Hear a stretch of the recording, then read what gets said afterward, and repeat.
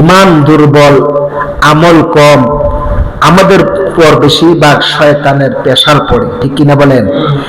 শয়তান বেশি চাপ আমাদের উপরে দেয়, কেননা অতি সহজে আমরা শয়তানের বক্ত হয়ে যাই। আর বড় বড় আল্লাহর ওলিদের কাছে শয়তান দিতে পারে না, পারে না।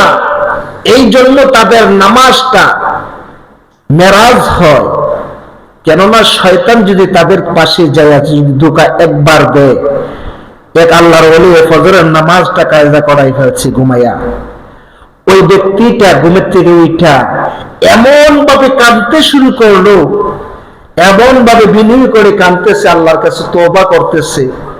তার তওবা দেখে আল্লাহ বেশি খুশি হয়েছেন, সুবহানাল্লাহ বলেন।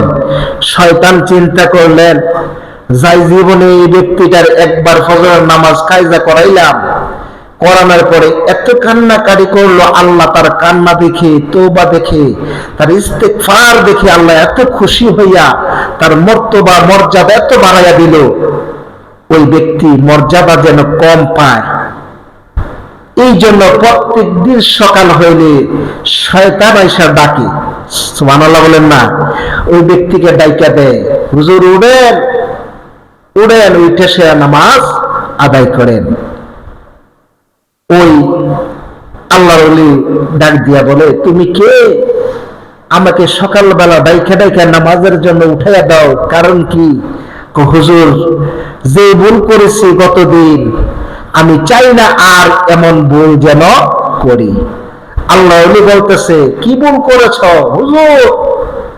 গতদিন আপনার পা টিপে টিপে আপনাকে এমন আরাম দিয়েছিলাম, যে আরামের কারণে আপনি ফজর নামাজ কায়দা করেছেন, আমি বড় আনন্দ পাইছিলাম।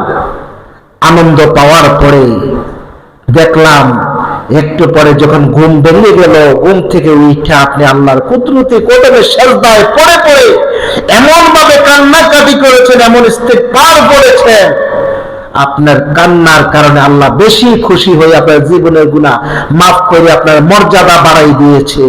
আমি চাই না যেন আর আপনি নামাজ কায়দা হওয়ার কারণে আল্লাহর দরবারে কান্দেন, আল্লাহ বেশি খুশি হোক, চাই না। এই জন্য আপনাকে সকালবেলা আপনাকে ঘুম থেকে ডাইকা উঠাই দিই।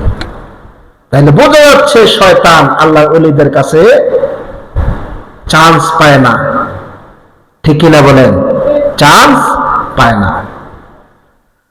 তাইলে আমাদের ইমান দুর্বল, আমল কম, শয়তান চাইবে আমাদেরকে বেশি বেশি করে ধোঁকা দিয়ে আমাদেরকে পথভ্রষ্ট করানোর জন্য।